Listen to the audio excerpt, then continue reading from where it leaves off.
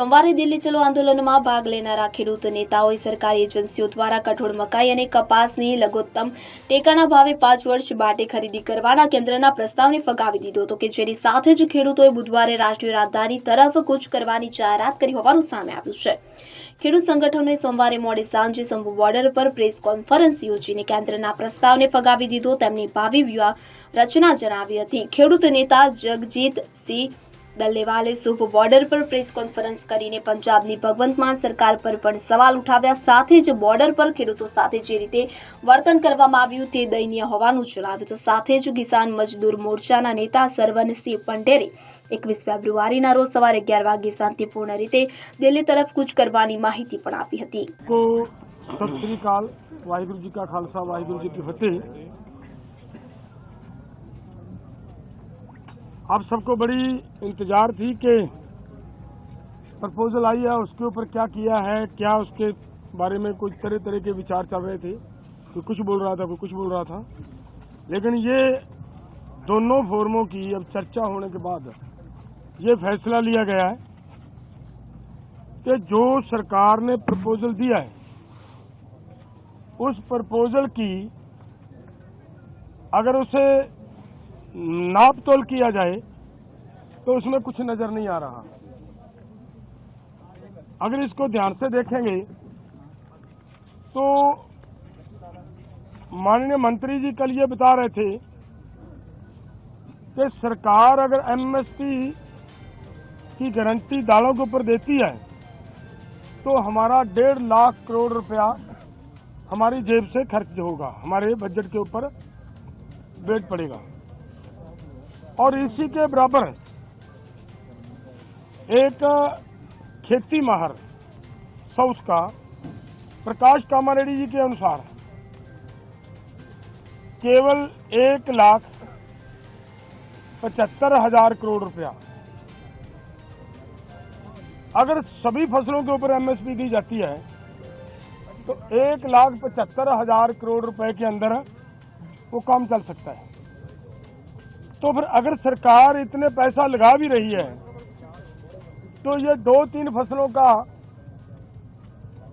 बिकने की व्यवस्था बनाए और बाकी किसानों को ऐसे छोड़ दिया जाए, ये हमें उचित नहीं लग रहा। दूसरी बात मैं और एक कहना चाहता हूं, देखिए हमारी गवर्नमेंट बाहर से 1,75,000 करोड़ रुपए का पाम ऑयल मंगवाती है और वो सभी लोगों के लिए, मनुष्यता के लिए, इंसानियत के लिए बीमारी का कारण भी बन रहा है, फिर भी उसे मंगवाया जा रहा है। अगर यही पैसा 1,75,00,000 रुपया देश के किसानों को तेल बीज फसलें उगाने के लिए और उनके ऊपर एमएसपी की घोषणा करे सरकार और उसके ऊपर खरीदी की गारंटी बनाए सरकार, तो 1,75,000 करोड़ से उधर के पैसे इधर आ सकते हैं। तो मुझे कहीं पे भी ये नजर नहीं आ रहा कि सरकार के ऊपर कहीं से किसी तरह का बोझ पड़ रहा हो। अगली बात मैं ये कहना चाहता हूं कि जो मैंने कहा कि इसे अगर ध्यान से देखेंगे, स्टडी करेंगे तो इसमें कुछ नजर नहीं आ रहा। उन्होंने ये कहा कि उन लोगों को, उन किसानों को हम दालों के ऊपर और क्रॉप्स के ऊपर जो हमने 6 क्रॉप्स लिए हैं 5 उनके ऊपर हम खरीदी की गारंटी करेंगे, जो डाइवर्सिफिकेशन कर दूसरी क्रॉप्स को छोड़ेंगे। और मेरा इसमें कहने का मतलब है ये उन्हीं को देंगे जिन्होंने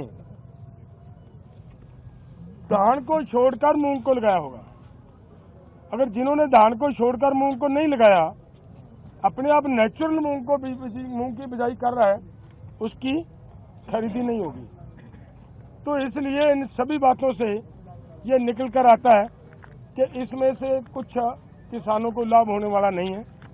हमारी मांग है कि पूरे देश के किसानों की 23 फसलों के ऊपर हमारी सरकार एमएसपी अनाउंस करती है।